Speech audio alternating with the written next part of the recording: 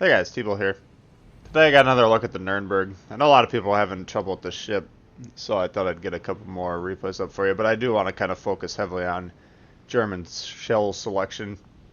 That's an important part of understanding how to play this line. I got two matches for you today. They're both shortish, so it's not going to be too long, but this first match is going to be heavily focused on the AP rounds, and the second match will be heavily focused on the HE rounds. So usually I'm trying to decide how to start the matches. I guess it depends on the match or the map, but usually I'm keeping one round of AP loaded just to see if you can catch a stray broadside. If you can, you want to fire that off. Sometimes you find situations like here. This map is probably a good map to load HE first, because you're not likely to have straight broadsides flying around early on in the match. But we'll talk about the ship too, but basically you either want to really be on the move the entire time, or you want to be, this would maybe be a good spot to be stationary, as long as you're not being detected. But here you'll see a nice torpedo strike. These do have pretty good forward facing torpedo tubes, so keep that in mind when you're either for or against the ship. And right off the bat, see, the problem with the ship currently is, in order to get all three guns, you need to open your ship pretty much fully broadside. So your firing angles are a lot better if the ship is pointing towards, or the rear is pointing towards your opponent. Now here the Pensacola is facing fully broadside, and you'll start to see some of the power of these AP shells. But if you can kite away from people, it's a good angle to be at. Or if you're stationary, try and do it so the rear is pointing towards your opponent. That way you can get your nice steep 45-degree angle pointing at them should return fire start to come in. You'll see me play a lot of just pure open broadsides in these couple matches though, and sometimes that's just how you have to do it. You just have to be careful on how you're operating. Now talking about the AP shells, we'll talk about the guns first. You have really good gun muzzle velocity, so the shells come ripping out of the barrels, and they're gonna fly in at really nice horizontal angles, which just leads the AP shells to have high damage values. Now you see, as the match goes on, if you start shooting them long range, you can get some arcing shots over islands, but kind of like close to mid-range, it's going to be mostly horizontal. So the AP shells are very nice, like the USNs. I'd say they're probably better in terms of damage. I'm not 100% sure about that, but that's what it seems like to me. The difference is the USN AP has steeper angles that it can hit a target and penetrate, which is kind of a complicated mechanic. I don't want to get too deep into it right now, but what you need to know is you want to be firing this AP when the target is mostly broadside, and you'll get a feel for it playing some games, but once the target is achieving, like, you know, around a 45-degree angle or whatever, you're not going to be able to do much damage with these AP shells. So that's when you want to be shooting your HE. And switching back and forth between these shells when it's appropriate is a huge part of playing these ships. So hopefully this information is going to help you. See this New Mexico right here? He's getting kind of slowed up by the island, and he's broadside, and you'll see we're going to start ripping off. You know, it's about I think that was about a 3K damage salvo. That's about a 5K right there. And so if you consider that you're pumping out shots every 5 seconds on the ship, which is very fast for a cruiser. I'm not 100% sure if this is a light cruiser or a heavy cruiser. I'd have to check, but you know, the rate of fire is very good. It's almost Atlanta-like, you know, which is about a 3-second reload. So now here the ship's angled up towards us, so you see we switched to HE immediately. and you know, just keep an eye on the rate of fire and the damage output that's occurring here. Now the HE shells I'm going to talk about more in the next game, but just a brief overview, they have good penetration values, so you're going to get some damage for them hitting appropriate structures like superstructures or decks of the ship. So good penetration, poor fire chance, and poor damage when they actually do penetrate. So, like I said, we'll talk about that a little bit more. But, you know, those are all numbers on paper. You can see here, you know, when you're subjecting targets to fire like this, and here we're talking about like, you see the gun arcs that we're talking about earlier. You know, it's a fair amount of damage that we're able to put up. So I mean, if you're using HE in this vehicle, and again you'll see it more in the next match, but it has a feel of an Atlanta, just one that you have to currently angle in a special way.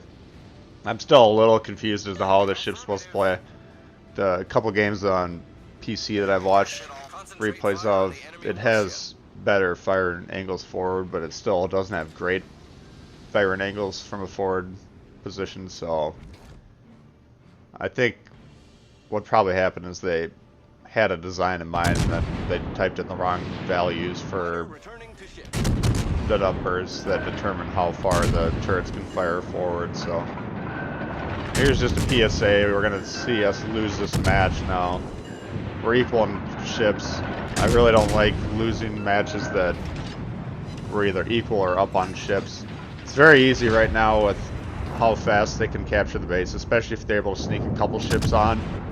You know, I've lost matches where we're up 2, 3, 4, maybe even 5 ships just because the enemy team is sneaking a destroyer into the base. So what you always got to remember in these type of games is you can't really count on your teammates to do the things that you understand need to be done. So basically how you need to be playing this game mode right now is win your side and then return to your base to defend it. And you need to be keeping an eye on the map, and the minute you see the enemy clears their side, they're probably going to be pushing into your base. So even if you're in the middle of a fight, you need to turn around. You sure as hell do not have time to go chase some ship that's kiting away from you 10 minutes away, you know, down the map. It doesn't work anymore. So keep an eye on the match for sure.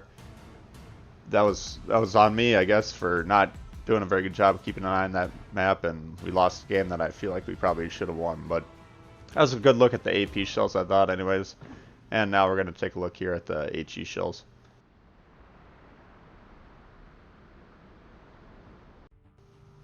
So that first match, I try to at least highlight what the AP is capable of, and it shouldn't really take you that long to figure that out once you get in the ship. I mean, it's pretty juicy in terms of what you can rack up. But here's a game where I'm not really finding a lot of chances to use AP. In fact, we'll see as it goes on, but I don't actually think I fire a single AP salvo in this match, and yet we're still able to have a massive impact in terms of damage. Now, how I like to look at cruisers and battleships is take your, because you have an HP pool on each side, right? So if you take your HP, in this case 27k, if I do that against the other team before I die, then my impact on the game is neutral, right? If I do less than that, then I'm actually a detriment to my team in that case. If I'm able to do more than that, then I'm actually reducing the enemy's team's HP pool by more than they're reducing my team. So I feel that's a useful way to look at it. Now, destroyers, you can make the argument that's an applicable measure too, but just because you have 10k health, I mean, those ships can potentially do quite a bit of damage too, so I don't think the measurement's as useful for destroyers. But that's a good starting place to kind of judge how your performance is in a given match. Now, before we talk about the HE, I want to talk about this position here. Basically, I'm angled towards the ships at B, who have a much clearer shot, and then I'm presenting the broadside to the ships at C. Now, what you need to understand about the tendencies of about 90% of the players is that in these domination modes, they're going to be solely focused on the ships that are in front of them. So the ships that are spawned at C, you can see they're all focused on my ships that are spawned in C. That went kind of directly towards the cap. And I'm kind of banking on the ships at B to be focused on my team ships at B and, like, you know, so on and so forth. In general, I wouldn't rely on that. I wouldn't bet your life on that. But in terms of at least starting out, you can kind of use that as a rule of thumb. So, you know, what we end up attracting the attention of the ships at B, but I have a very steep angle towards them, so even if they decide to start shooting at me, they're not likely to do a lot of damage. In other words, I'm not a real attractive target to them.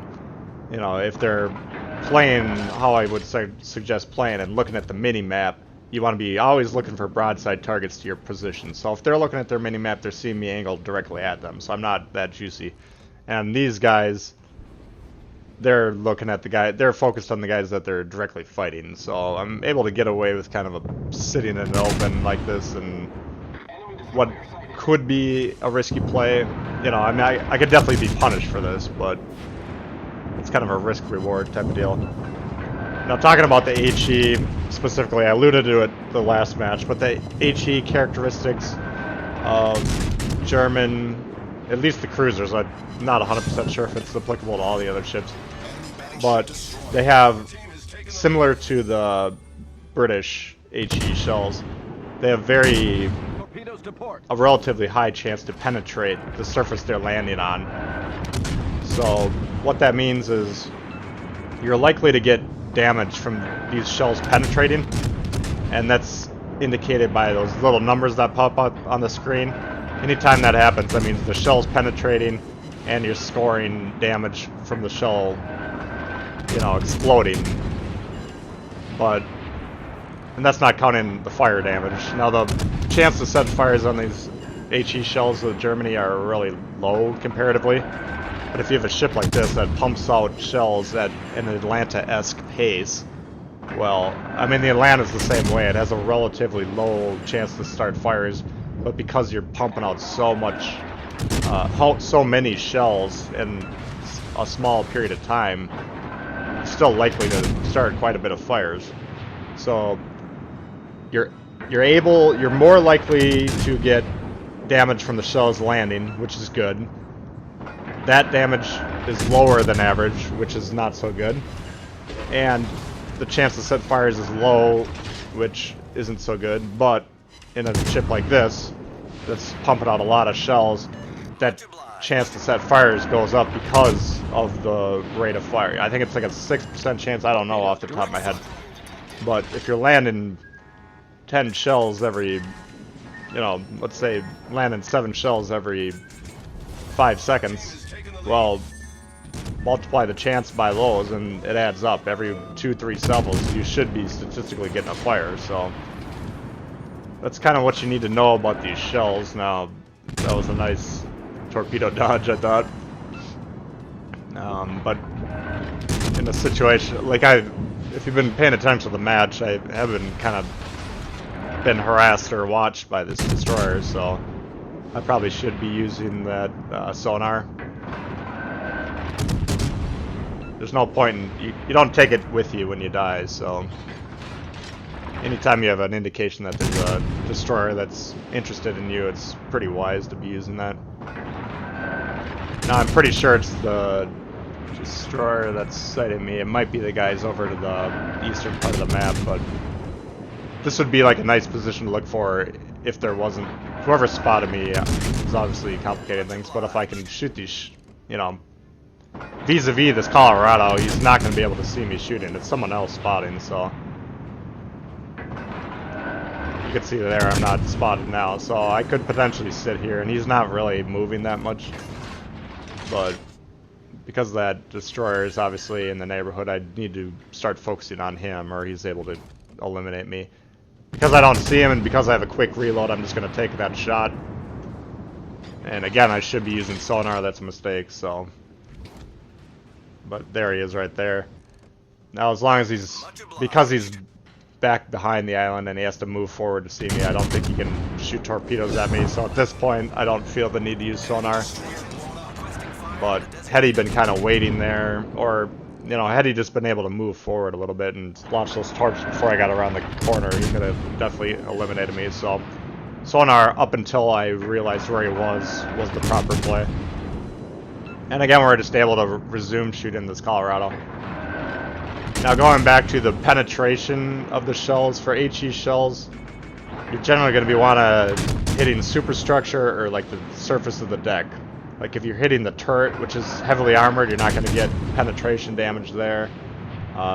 Angled sides of the ship, not going to be getting damaged. You still have the chance to blow or start a fire, but you're not. You want to ideally be getting the base damage from the shell hitting the ship and the fire damage. That's where it adds up really quickly.